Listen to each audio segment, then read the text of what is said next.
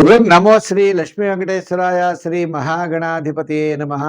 ఉగ్రం వీరం మహావిష్ణుం జ్వలంతం సర్వతోముఖం నృసింహం భీషణం భద్రం మృత్యుర్నమామ్యహం.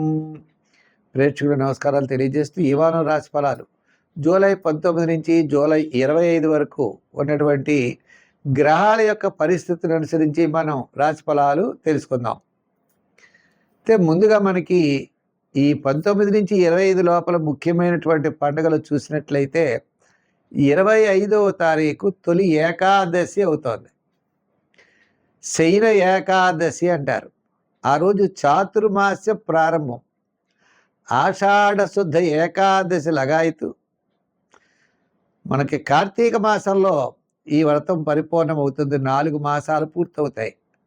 ఆషాఢం నుంచి భాద్రపదం, భాద్రపదం నుంచి ఆశ్వీజం, ఆశ్వీజం నుంచి కార్తీకం. ఈ 4 మాసాలు అయ్యేటప్పటికీ చాతుర్మాస్య వ్రత దీక్ష అంటారు. ఈ 4 మాసములు విష్ణుమూర్తికి చాలా ప్రీతి అయినటువంటి మాసములట.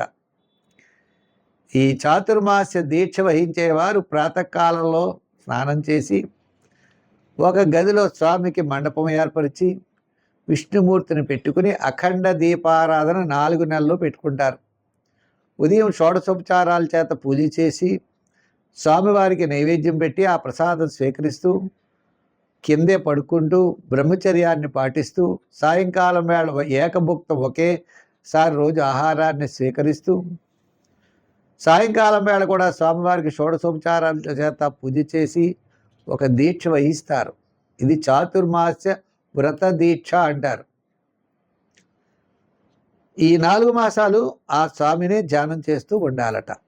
ఇది అయితే ఈ వారం మనకి మీనరాశిలో శని, కుంభరాశిలో రాహువు, వృషభ రాశిలో కుజుడు, రవి, గురులేమో కర్కాటక రాశిలో, మిథున రాశిలో బుధుడు, శుక్రుడు, కేతువు సింహరాశిలో, చంద్రుడు కన్యా, తుల, వృశ్చిక రాశుల్లో ఈ వారం చంద్ర సంచారం ఉంటుంది. కన్యారాశి, ఈ కన్యారాశి వారికి ఈ వారం చాలా ప్రోత్సాహకరంగా ఉంది. లాభస్థానంలో రవి, లాభస్థానంలో గురుడు, దశమంలో బుధుడు ఇలా ఉన్నారు. చంద్రుడు జన్మ, ద్వితీయ, తృతీయ స్థానాల్లో సంచారం. ఈ వారం అన్నింటా విజయాన్ని సాధించగలుగుతారు. వార ప్రారంభం కార్యజయం, ధనలాభం. వారం మధ్యలో చిన్న చిన్న పనుల ఆటంకం. వారాంతం సౌపుణ్య కార్యక్రమాల్లో పాల్గొంటారు. ఆధ్యాత్మికమైన చింతన బాగుంటుంది. ప్రతి పని కూడా మంచి ఉత్సాహంగా ఎదురుకెళ్ళేటువంటి అవకాశాలు ఉన్నాయి. స్వల్పమైన సమస్యలు ఉంటాయి. భాగ్యస్థానంలో గురుడు, శుభపుణ్య కార్యక్రమాల యొక్క ఆసక్తి, ఆధ్యాత్మికమైన చింతన, గురువుల్ని కలుసుకోవడం, ముఖ్యుల్ని కలవడం, మీ అభిప్రాయాలు తెలియజేయడం, ఇలా డెవలప్మెంట్స్ అనేవి సుస్పష్టంగా తప్పనిసరిగా కనపడుతూ ఉంటాయి. ఏదో మార్గంలో ఏదో విధంగా మనకి మంచి జరిగేటువంటి అవకాశాలు కూడా ఉన్నాయి.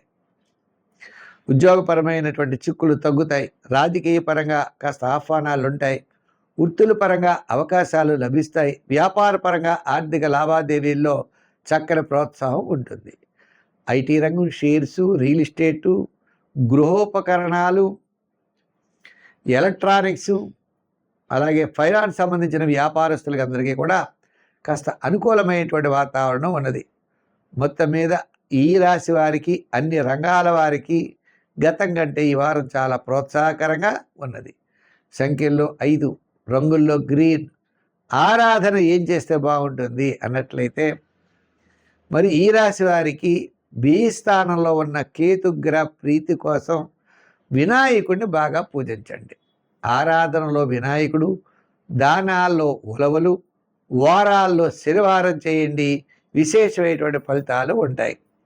ఒక ముఖ్యమైన వ్యవహారం లాభిస్తుంది. అంటే గృహం కట్టుకోవడం కానీ, వివాహాది ప్రయత్నాలు కానీ, చిరకాలం నుండి వచ్చేటువంటి స్థిరాస్తి వ్యవహారాలు కానీ మీకు అనుకూలంగా మారే అవకాశాలు ఉన్నాయి. కాబట్టి మీ ప్రయత్నాల్లో ముందుకు వెళ్ళండి. ఈ ఆషాఢం కాకపోతే శ్రావణ మాసంలో అవడానికి అవకాశాలు ఉంటాయి. రాబోయే మంచి మాసాల్లో మీరు తలచినటువంటి పనులు అవుతాయి. కాబట్టి మీ యొక్క ప్రయత్నాల్ని మీరు ముమ్మరం చేయండి.